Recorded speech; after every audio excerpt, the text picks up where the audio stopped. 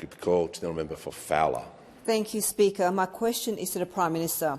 Prime Minister, the capital gains tax and negative gearing changes announced in the May budget were significant and market-sensitive measures. So significant, your government has already walked past of them back in recent days. Can the Prime Minister give the House a strong assurance that no government MP or their close relations used prior knowledge of those changes for private financial benefit before they were made public?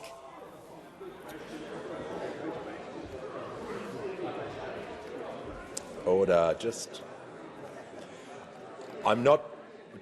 deal with this. I'm not particularly happy with that regarding the standing orders, regarding the imputations that was contained in that question. We don't want to go down We don't want to go down a path where people are being accused of things or allegations in questions. So, well, there are some imputations in that question. I'll hear from the Leader of the House. We'll deal with this. The member for Fowler, we'll get through this. Mr Speaker, I know that there's normally some level of levity that's taken, but the rules are the question can't contain argument, inference, imputation, insults. It's all there.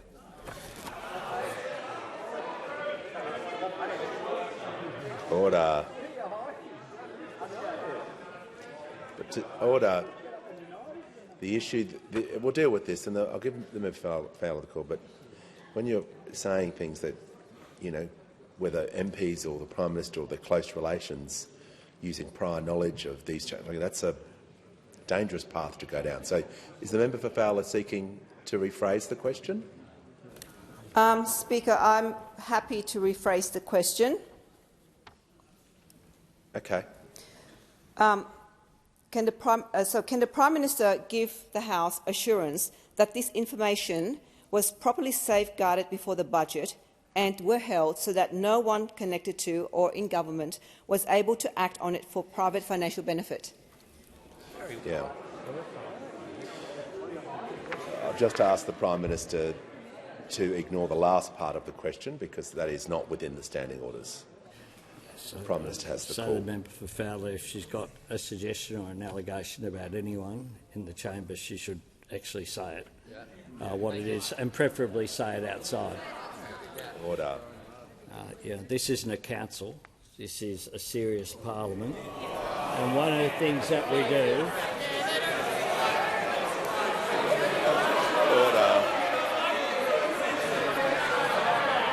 Order. Order. One of the things that we do, Mr Speaker... Members on my left will cease interjecting. The Prime Minister will pause. I don't know. The member for Fowler on a point of order. I think the Prime Minister should have some respect in the House. Resume your seat. Yeah. Order. The member for Solomon. Order. The House is going to come to order. Order. Order. The Treasurer. Just allow the House to come so the Prime Minister can deal with the question. Thanks, Mr Speaker. No one's done more for local government in this House than me. Order. Order. The member for Casey.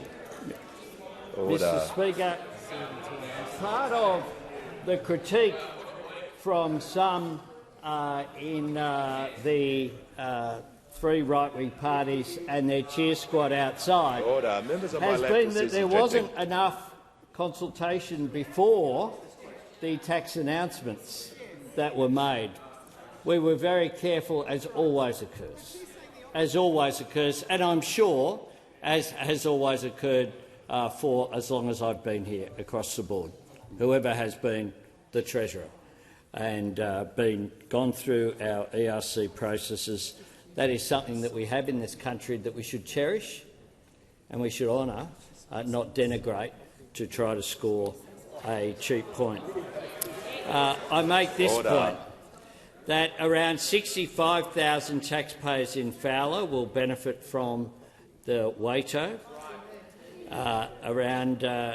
When it comes to student debt relief, 24,000 people benefited. There's been 3.4 million cheaper scripts in the electorate of Fowler.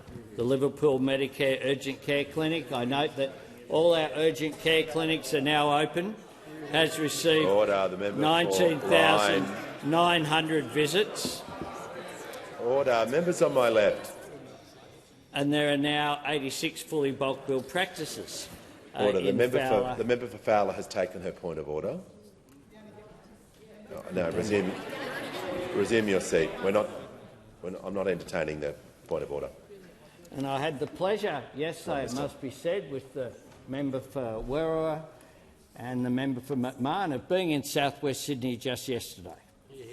And it's a great part of Sydney. We were there for the opening of an Assyrian community hall at St Joseph's. It was a fantastic community, and it was great to spend more time in south-west Sydney. And I look forward to spending more time in the months and years ahead in south-west Sydney advocating for the interests of the people there genuinely.